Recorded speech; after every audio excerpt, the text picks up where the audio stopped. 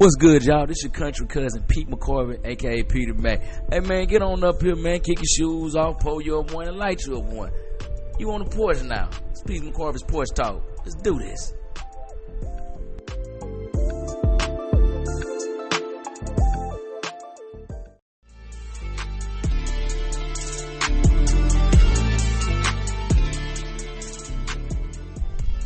What's up, fam? This your country cousin Pete McCorvey, aka Peter Mac, and welcome back to the porch once again, once more. And this Saturday's a little different, because you know why this Saturday's different? You know what today is? It's the start of college football. Let's go. It's back. We've waited almost 8 months for this to come back. It's back. We finna get it back, crack it again. Hopefully my nose can get it done this year. And I want to see how many of us still on that Colorado bandwagon that we was on last year. And hopefully, let's see if Colorado can keep us up again to like 2 in the morning like they did that last time. I'm not gonna lie, that game they had with Colorado State last season, that was a good game. And let's see what type of season Shador's gonna have and Travis Hunt, because hey, them boys was them ones. They was them ones out there. I can't deny that. So good luck to everybody, except for really them Bama fans. Yeah, I don't really hate the Crimson Tide. It's just them Bama fans. They like the Cowboy fans of college football. Like I said, I don't got nothing against the Cowboys per se either. It's just the fans. The fans are really, yeah, they just really, they annoying for more or less words. I just want to give a shout out to one Cowboys fan who won't be here this season. A friend of mine from my first tour on the Do It passed away a couple weeks ago. I just never really got around to saying R.I.P. to my boy Will. I'm not gonna put this like all this stuff out there, but yeah, he passed away unfortunately a few years ago. It's gonna be kind of weird not seeing my timeline this year with Will, because Will is from Dallas. Like, he from Dallas, like proper South Dallas, went to Kimball High School. I remember watching Friday Night Lights one time on the ship, and when they showed Carter busting through the sign, because his high school, Kimball, was Carter's rival, and they showed him walking through the sign, barking at you and all that. I remember him telling me, hey, he said, bro, them niggas do that for real. He said, they are scary. He said, they are nothing to play with. So yeah, it's gonna be kind of weird not seeing Will like go all out for his Cowboys like that. But then, once again, like I said, R.I.P. Just been, it's been a crazy week. So the number one thing I want to talk about, this one kind of makes me sad, even almost more sadder than Will's death a couple weeks ago. So they opened up a Popeyes near my job yesterday, and I decided not to go. I'm actually not going to probably go for like the next maybe 2 weeks to a month probably, because they did exactly what I knew they was gonna do.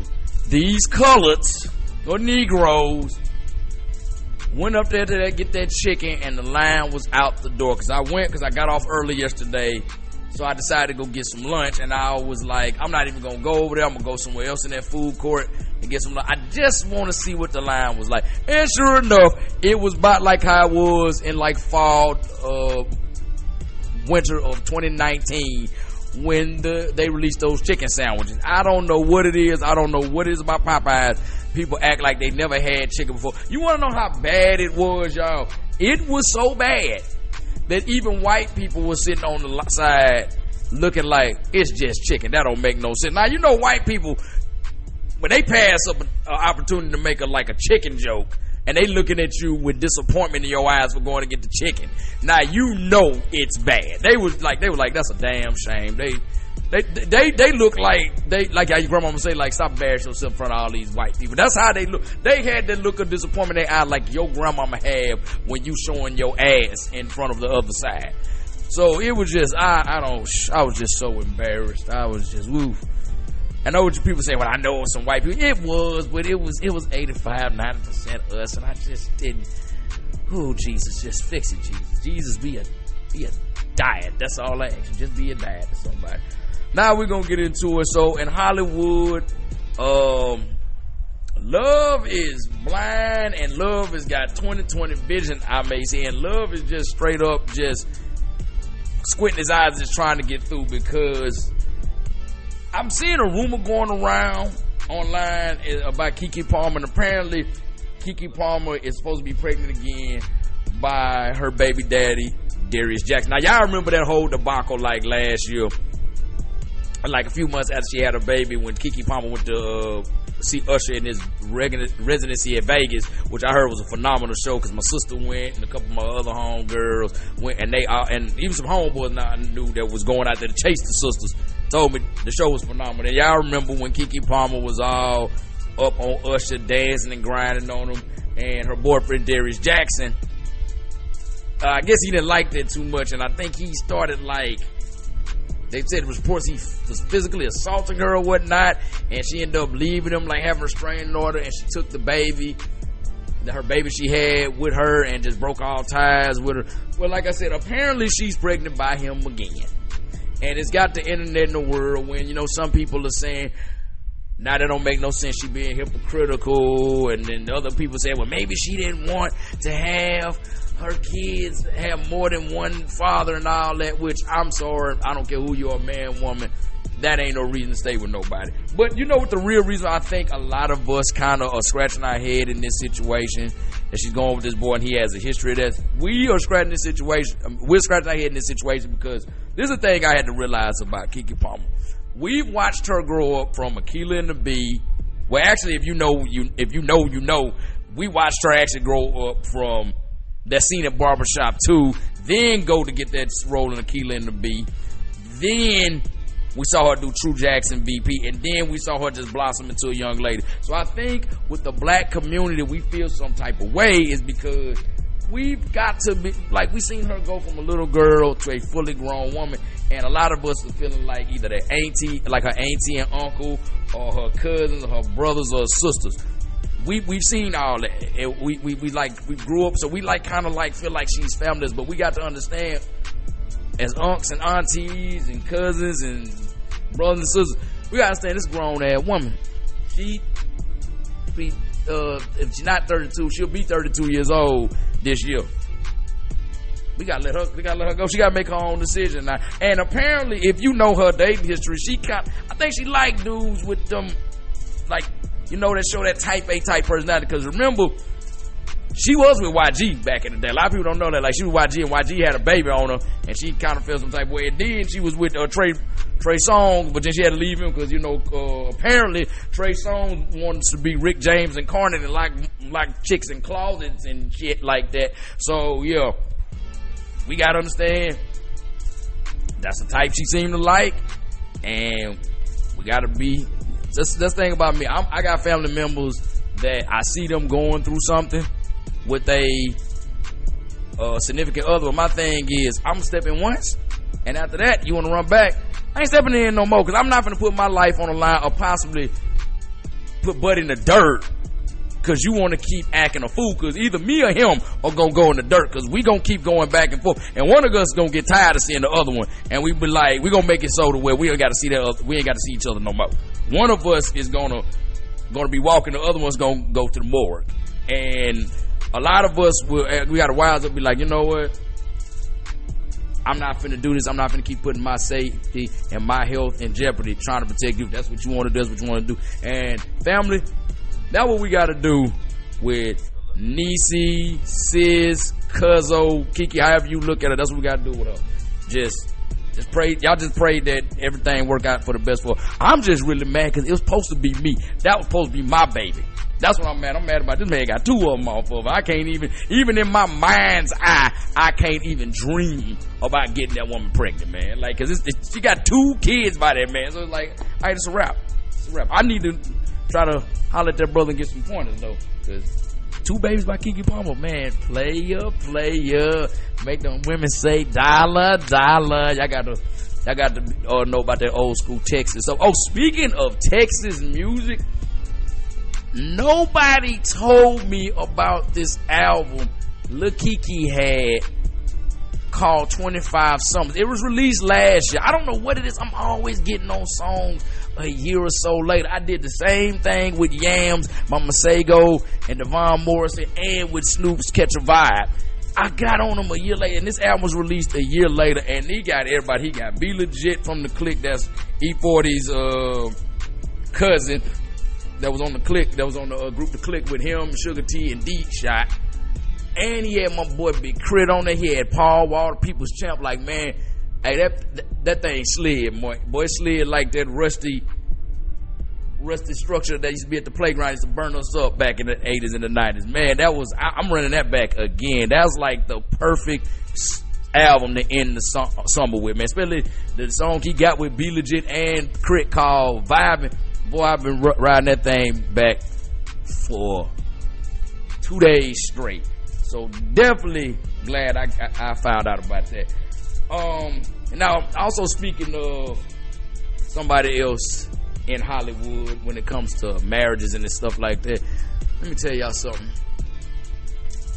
God say if you call on me and asking me for what you want, I will give it to you, not in your time and my time. Well, God's timing is perfect because he's intervened, and Jennifer Lopez has filed for divorce for Ben Affleck. Boy, when I tell you God is good all the time God is good. God know I love me some J-Lo, and he done made it to where, see, he did like we did with Noah. He was with Noah on the ark, he was with Daniel in the lions, then he was with David when he slung that stone at Goliath, and he was with Moses at the Red Sea, and he was with me in their marriage, and he caused turmoil in that marriage and made that woman divorce that man. I am so happy. Ooh, boy, my wife back on the market. I'm just gonna say this.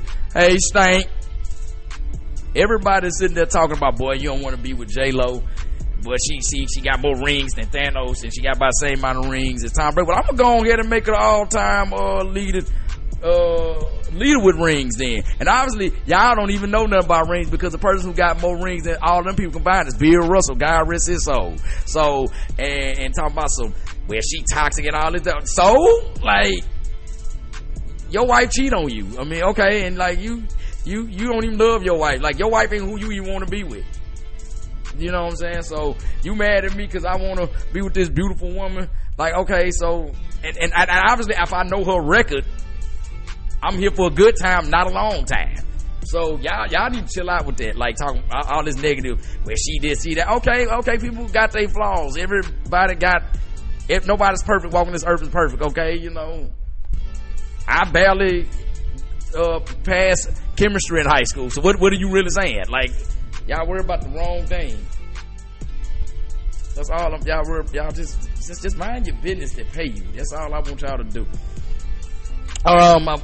Update on bel-air, if y'all watch bel-air, because I love bel-air. So apparently bel-air is, so those 3 episodes that they gave us in the beginning, that wasn't just like the little sample, like a crack sample in 85 that they gave. Obviously it looks like that's how they're releasing the episodes this season. They releasing them in 3 episode chunks, because they just released episode 4, 5, and 6 this past Thursday. And like I said once before, it's getting better. The writing is getting good. I'm gonna try not to spoil anything. All I'm gonna say, if you hadn't watched, these are just some tidbits that I got from. First of all, it's something about Demure. That's the girl that Carlton met in rehab that Aunt Viv supposedly knows something about, but we haven't found out. There's something about her I don't like. Like, she just an adrenaline junkie, and it's gonna end up happening, and it's gonna end up getting somebody hurt. I don't know, but it's just something about her that I do not like. I just do not trust. I just got to keep my eye on her, and we'll never know. Because that's the one thing about this writing in bel-air. They will keep you in the dark and having you thinking that the villain is a good guy and the good guy is a villain until the last moment it's all revealed, and it's like, oh, I never saw that coming, and this person wasn't as bad as I thought it was, and damn, that person's actually pretty decent. Cause I ain't gonna lie, that's how they did me last year with Doc, Will's coach for Zenith. I was like, there's something, but all he really wanted to do is get as much information on Uncle Phil, because he wanted Uncle Phil to help a couple of his boys out. So like I said, I like to write. Now I'm gonna be honest, I'm not feeling Lisa at all. I've never been feeling Lisa at all. Like, from season 1 on, I just really never been feeling, because I'm gonna be honest, and there's nothing against, like, they're doing better now, but they made her look so plain Jane-ish. I mean, now they finally glammed her up more this season, but it's just like, okay, she didn't want Will to give her a title. She just wanted them to do them. Then when Will was out there actually doing them, she gets mad. And it's like, well, that's why I want to do. Well, you the one that told him no title. She just do the most. And like I said, I really like Jackie with Will. I really prefer Jackie with Will. As a matter of fact, Will actually stood up and did some grown man shit in one of the episodes. And I love that because he put his personal gain aside in order to be a chivalrous man, which I was like, because if you see the scene I'm talking about. It was like, is he gonna go get that, or is he gonna help? And I like that Will stood on business, a proper term, and I'm gonna get into that later. I'm glad he did that, but like I said, his vibe with Jackie is just better. I mean, because they both kind of look like they come from similar backgrounds, which is a nod to the show, because in the show, y'all know, Will and Jackie both came from Philly. Jackie played by Tyra Banks, so I like that they did that. But I just like they vibe, and to be honest, Jackie looked better because she got like that blazing look about her, like that. She looks real cute, and I don't know if she blazing or not, but whatever it is, Jackie is cute. I hope that girl over 25, because if she's not, I'm gonna feel real creepy really looking at her. But she is of age, so I don't feel that creepy. And one thing they did that I really love, they brought back the OG Jeffrey. Joseph Marcel came back, and he on some gang shit, man, like on some Bumpy Johnson, Frank Lucas type vibe, man. I like that. That was good to see. And one thing I will say I love about Bel-Air is they're reaching back to the original series, and they're getting people who played in the original series to come guest. I think like the first season they had Janet Hubbard and Daphne Maxwell Reid, and I think they had them both in one episode, in one scene together. And I love that, because if y'all know, those are the two women that played Aunt Viv. Janet Hubbard was the original Aunt Viv, the OG Aunt Viv, the Aunt Viv we all love, the dark skin one, the one who stood up and had heart and just really, you weren't gonna push over. That's a strong black woman. And then you had Daphne Maxwell Reid, which I don't understand why they had her docile, because that woman is actually a phenomenal actress. For those y'all don't know, Tim Reed, who played Ray on Sister, that's his wife, and Tim Reed is actually, he with the shits too. So I don't, they've been married for damn near ever. So, but yeah, I don't know why they did, because I've actually seen her in some stuff in the past, and she is phenomenal. So I don't know why they toned her down for the Fresh Prince, because she damn sure could have picked up where Janet Hubbard left off. Season 2 I remember last season they had Tatiana Ali. She came in, she was like one of the new Ashley sisters. I'm not gonna lie, I don't understand why this new Ashley is there. Nothing against the actress play, but it's just like they throw a little storyline in there to keep her included. I mean, it's like, okay, she's not really moving the story along. I mean, first 2 seasons they kind of had it to where it was like, it was sexually ambiguous. Where was she straight? Was she lesbian? We don't know. But now they kind of like, we don't know. Honestly, they need to give her character the Julie Winslow treatment. Let her go upstairs and just never come back down. Because she really don't move the story forward.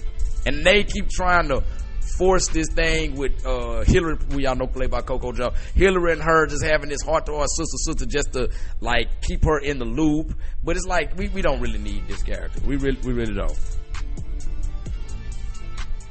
Like I said, all the 2 people we need now to fit them in for the next 2 seasons of this show, because I do see this show going at least 5 seasons, at least. They need to figure out a way to bring back Karen Parsons, who is the original Hillary, and Alfonso Ribeiro, who's the original Carter. They need to figure out some type of way to bring them back. I have a feeling if they bring Alfonso Ribeiro back, they need to bring him back as like a recruiter or something for Princeton. That would fit best with him. And I don't know exactly how they bring Karen Parsons back. Probably make her a fashion designer or something, the head of a fashion boutique house or something. But I'm gonna be honest with y'all, what I really liked about what I seen within these last 3 episodes. It was 2 scenarios that happened in there that are like, so Uncle Phil and Aunt Viv was having some trouble in their marriages. They had like outside threats, if you will. So Aunt Viv had this one guy, he's a chef. He was showing up mad affection. I'm talking about chef was tatted up, buff, nice beard, tall, and this, that, and the third. And she was like, just like, you know, her nose was wide open for him. Like, she was ready to risk it all for him. And Uncle Phil had a colleague of his who used to be a college classmate of him and Viv's. Pretty much give him a kiss. Very beautiful woman, very accomplished, educated. And that caused some friction. And also,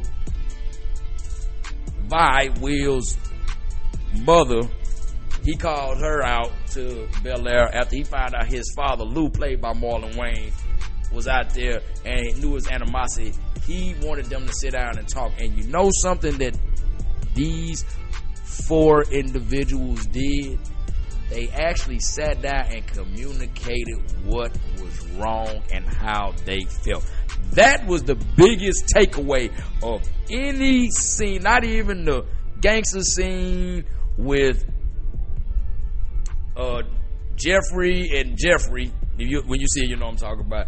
Not even Will standing up on business protecting Jackie.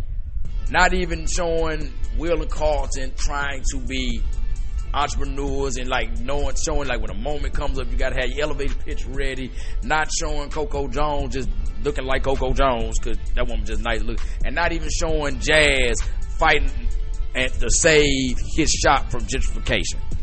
It was the fact they showed these adult black people actually sitting down and effectively communicating because something was wrong.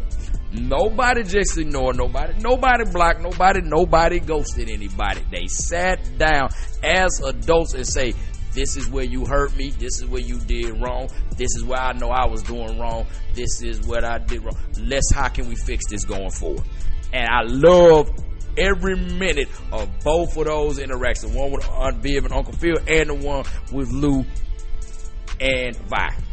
You know what I'm saying? One, of course, had a happy ending. The other one, I don't know if you want to consider. Well, I would say it's a happy ending because now there's no bad blood. But those two are something that I wish every black adult, male and female, needs to see, because it was like, that's how you do that. That's how you get that done. That was an intelligent and mature way to handle that. Okay, I'm off that soapbox. Enough of that deep positive shit. Now, I'm going to end the episode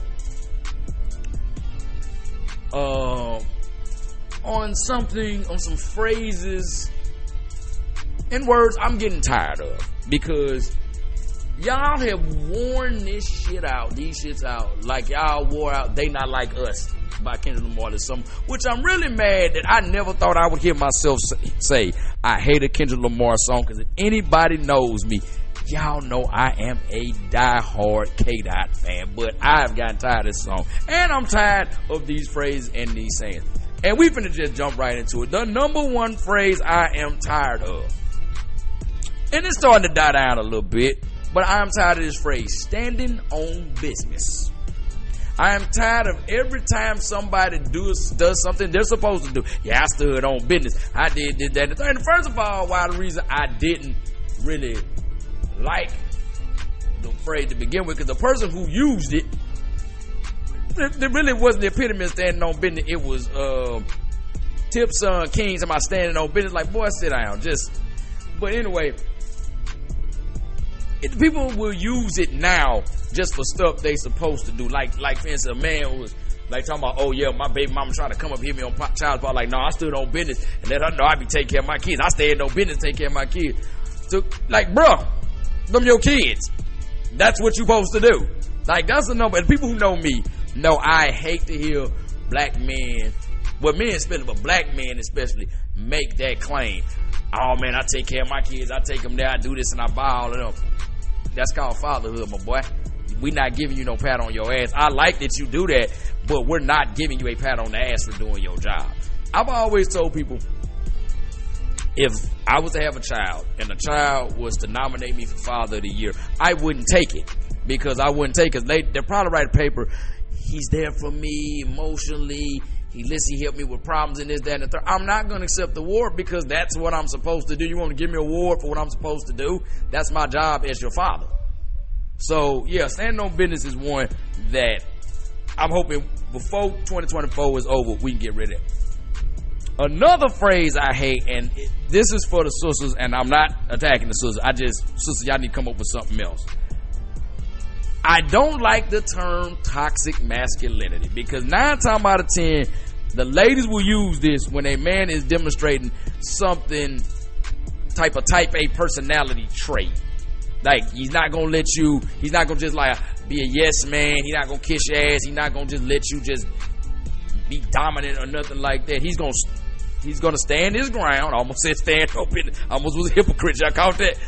He gonna stand his ground. He gonna dig his heels in. If it's something he don't believe in, he gonna let you know. Like I said, a lot of time women, like ladies, y'all like to use this when y'all trying to manipulate a guy. Like, oh, that's toxic masculinity right there. Oh, you being real toxic. Like, no, there's nothing toxic about a man standing up for himself, being 10 toes down on what he believes in, and checking you when he feels you wrong. That is not toxic masculinity. I'm talking about like you want to come and test his man and he let you know, hey, look here, as a man, nah, you're not doing it. Or if somebody else is coming out of pocket and he gets up and check them, and which 9 times is gonna be physical. Oh, you got to be, that's toxic masculinity. No, this man came in my personal space. He threatened my healthy, my health and safety. Oh my God, I had a Porch pig moment, y'all. I'm not gonna let that man do that. I'm gonna get him up off me. That ain't toxic masculinity. This man came on some bullshit and I rectified it. Like, for instance, I'm gonna give y'all a prime example. So, one of my ex-girlfriends, I had stood up because somebody that we knew, a mutual friend of mine, he kind of was walking the line with me. And I had let him know, like, hey, man, like, and it wasn't me getting mad or cussing or fussing. Like, y'all know, I just said something calm. And I said, hey, man, you kind of towing the line. I don't appreciate that. So I'm going to need you to bag up off it. So she wanted to try to jump on defend him. I said, no, don't do that. I got this. He needs to know that he can't do that. So me and her, we had a talk later on, which after we broke up, we had a talk, and I was just trying to be, rectify the problem. I wanted to still remain friends. She was like, well, the thing is, you're just dominant. She said I was domineering. She said I was dominant. But the thing was, we had talked about getting married, and she wanted to be a housewife, which I'm not for that. I think that's a cuss word. But like, if I was to consider it, and I asked her, I said, so you mean to tell me you thought that I was going to marry you, take care of everything in the house, financially, foot the bill for everything, and you thought I was going to let this, you thought I wasn't going to be dominant, you thought I was going to let you run everything over me, I was going to let you, like, I was paying for everything, and you was going to have, like, you was going to have carte blanche to do whatever over rules and regulations in this house. She was like, yeah. And I said, either you are mentally retarded or you have fallen and bust your head, because ain't no way in the world that was going to ever happen. I'm from the old school. The golden rule reigns with me. He who make the goal, he make the rules.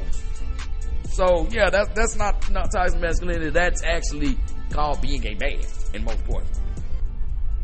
Another one, ladies, I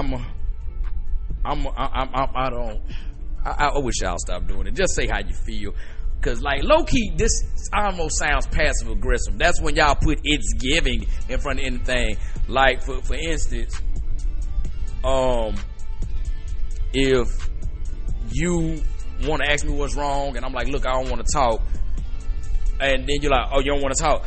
It's giving aggravation. That's what it's giving. No, it just say you seem like you aggravate. You know why I don't like hearing "it's giving"? Because it's almost in that same ballpark with somebody happen. They be like, well, I don't want to sound racist, but we know you finna sound racist. Just say, like, this is what I do when I know I'm finna say something racist. It sounds racist. I'm like, look, this finna sound racist as hell, but Cause don't be like, I don't mean to sound racist. Then don't say the shit. If you don't mean to sound racist, just don't say it. So like low key, that's what it gives. Cause I'm gonna be honest, like, it's giving, you sound like a 14-year-old who can't articulate the King's English efficiently. And we finna get to 2 words that I really want y'all to let die, not even before 2024 is out. Before this day is up, I want these 2 words gone ASAP. Number 1 is diabolical. And y'all seem to move on from diabolical to the next word I'm gonna say. Y'all need to get rid of diabolical, in the words of Joe Clark, expeditiously. Because diabolical, we all know diabolical means like real bad and all that. And y'all be using diabolical for everything. Like, for instance, like, oh, they turned my lights off. That's so diabolical, they turned my lights off. No, nigga, it's diabolical that you sat there with that money you know you needed for your lights, and you spend it on them. You spend it on them new Jordans that came out. You spend it on fucking 1942 at the club, or you spend it on that chick who you trying to knock down. That's what's diabolical. Not having, not being financially responsible. That's diabolical. Or like, oh, it's diabolical how this man treat me after I didn't gave it up to him. He got me pregnant. No, what's diabolical is you got 3 babies by 3 men and you still ain't learned your lesson. That's just diabolical thinking. You are diabolical to society with your thought process, because you are insane. Because that's insanity, repeating the same thing over and over again, expecting different results. You know what I'm saying? So, and this other word, it's a D word too. I don't know where the hell this came from, because I heard it on one of my comedian comrades' page last week, and I looked it up, and then right after I looked it up, one of my classmates from high school said, I'm gonna need y'all to stop using diabolical and this word, and that is demure. I've never heard this word used before. And what it means, I had to actually look it up. It means modest and reserved. Basically low key. And a lot of y'all saying, oh, it's real demure, but you walking out, talking about it's real demure. You rolling up in a red Mercedes, sitting on choppers or some shit. Or you women walking, oh, I'm trying to be real demure. Got these obvious ass, big ass bat wing eyebrows, and the dress look like somebody painted on with a BBW, walking like Tommy Pickles in them high heels because you can't walk, but want to talk about you real reserved and low key. Y'all using it wrong. Y'all using it too much. Y'all kill me when y'all using all these words. I say y'all killing me because T.I. don't even do this. And y'all know T.I. will throw in so many big words in one sentence. He don't even use these words like that. So y'all really get rid of all, man, before 2024, especially if you over 30.